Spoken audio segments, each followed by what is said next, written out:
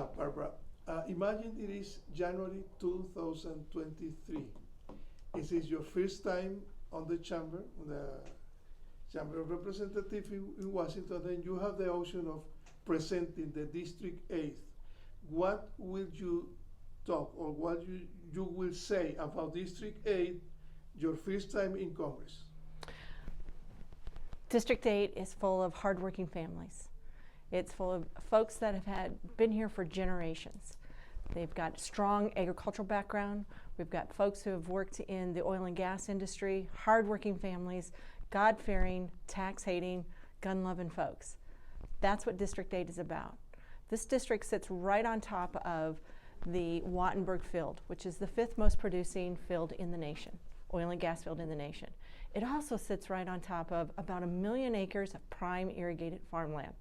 We have several major transportation corridors that go through our district that move people back and forth that we're concerned about as well. But again, it's a strong, working families, working individual district. One bill that you want to propose or you want to join in Congress?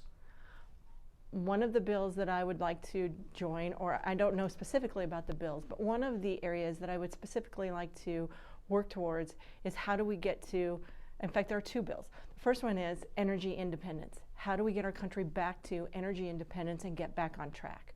The second one is the farm bill, because it covers so much more than just agriculture, but it's only done once every 5 years. It's a bill that's extremely important to this district because of the farming, because of the agriculture, but it also will deal with the reforming immigration and looking at some of our human services programs like food stamps and how do we make a difference there for the people who live in this district. But it means that you will able to support any bill related with immigration and farmer workers? The farm bill encompasses much more than just agriculture. It encompasses things like the SNAP program, so the food stamps the food stamps program. It encompasses that because that's in the Department of Agriculture at the federal level. It also will look at immigration reform when we're talking about the worker programs and how do we ensure that the worker programs work for the migrants that are coming here to America, but also for the agricultural industry that needs that workforce. So it will cover a lot of different things from trade to immigration reform to food stamps. And what about the DACA program, or any solution for young people? Or I hope so. But do you plan to support any bill related with Yes, DACA? I think when it comes to immigration reform, the first thing that we have to do is secure our border.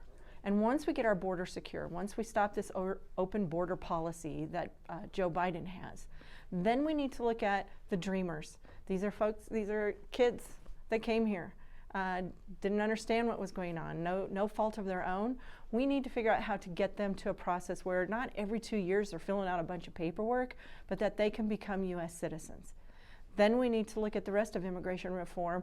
And I was just in Texas, in El Paso, Texas, just a few weeks ago, and they talked about how we need to also help shore up industry on the other side of the border so that people don't feel like they need to come here.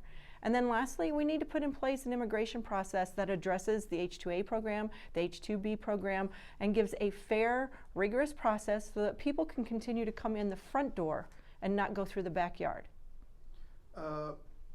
Your opposition, the Democrats, are telling the people that you don't have enough bill initiative when you were in Congress, in local Congress, in Colorado Legislative Assembly.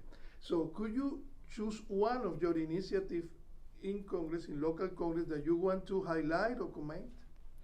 So I think it's kind of hypocritical that they say I didn't have enough initiatives when my first year, so I've only been a legislator for 2 years, a state senator for 2 years, 2 sessions, and my first year I was able to pass 17 bills that had bipartisan support.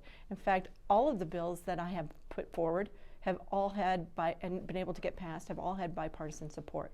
What I consider one of my most important bills that I was able to get passed was to increase funding for education, specifically the special education funding. It was a promise that the General Assembly made 15 years ago, 16 years ago, to fund special education, to fund for those children, find funds for those children that have those IEP programs that need the additional resources. And we never funded it fully until this year, when myself and a Democrat senator from Arvada were able to get a bill passed that brought in, not only brought in an additional $90 million in funding for resources for these kids, but also put an inflationary factor on it so they won't be underfunded in the future. I think that's one of the most important bills that I passed. Again, back there supporting education, supporting our kids, and making sure that parents know that the resources are there for their children, especially those that truly need additional resources. Imagine that you are in Congress and there is a majority of Republican in the Chamber of Representatives. Will you support Senator Graham abortion law prohibiting abortion after 15 weeks?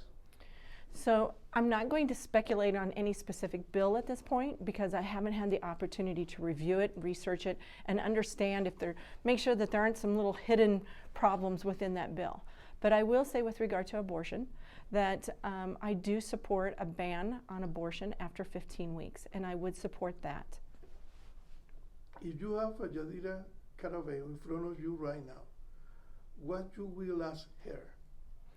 I would ask her that she's been attacking me and saying that I have not worked for families and that I have had an opportunity to decrease taxes and I did not. I don't believe that's true. I'd like to know which bill she's talking about, and I'd like to explain to me which taxes, whose taxes, that bill would have actually reduced. Because I can't think of anything in my 2 sessions during the legislative process where I did not vote for a tax decrease. Imagine that you have an option today, right now, of organizing your birthday party. Which Democrats will be invited for this party? Well, I have a lot of Democrat friends. So I would say, just off the top of my head, I mean, seriously, some of my neighbors are Democrats and they're supporting me, so I would probably invite them. If I were to invite a couple of legislators that I've been able to really get to know in the last 2 years, I would invite Senator Joanne Janal and Senator Rachel Zenzinger. They're both Democrats. They're both friends of mine. We've both worked across the aisle. In fact, I would probably invite Senator Fields, Senator Bridges, Senator Hawkins Lewis, Senator Rodriguez. There's several Democrats that I would invite to my birthday party, and I think they all would come. You are in a really busy time, but if you have free time, half an hour, how you will spend this free time? If I have free time, yes, which I don't normally have, but when I have free time, I spend it with my grandkids. I have 6 grandsons. They're extremely important to me. They live very close to me. In fact, they're the reason why I run for Congress, because I think they deserve better than what they're getting now and what's being left to them in the future, what they'll have to take care of, because we're failing them right now. So if I have time, I'm spending time with those 6 grandsons. We might be out having a water gun fight. We might be reading books, playing football, just watching TV, playing card games. But we're working together, we're playing together, and we're having a good time. And we like to go to the bike park too. Thank you.